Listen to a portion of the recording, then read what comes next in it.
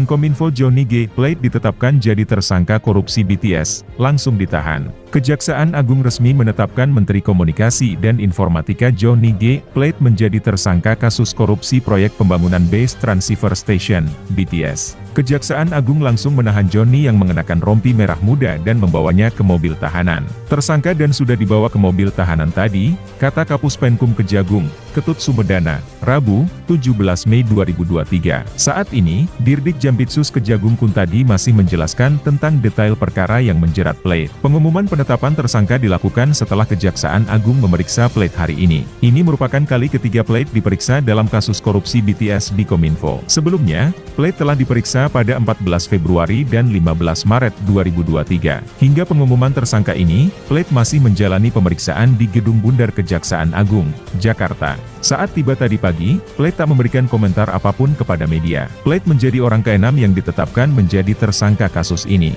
Sebelumnya, Kejaksaan telah menetapkan 5 tersangka. Kejaksaan telah menetapkan 5 orang lainnya sebagai tersangka di kasus ini. Salah satu tersangka adalah Direktur Utama Bakti Anang Ahmad Latif. Sementara 4 tersangka lainnya merupakan 4 pihak swasta mulai dari konsultan hingga kontraktor proyek. Kejaksaan Agung menduga Anang dan kawan-kawan melakukan pemufakatan jahat untuk mengatur tender proyek dan menggelembungkan harga. Akibat perbuatan tersebut, BPKP memperkirakan kerugian negara dalam kasus ini mencapai 8,32 triliun rupiah. Penghitungan BPKP ini dilakukan berdasarkan hasil audit, verifikasi dan observasi fisik di lokasi dan meminta pendapat beberapa ahli.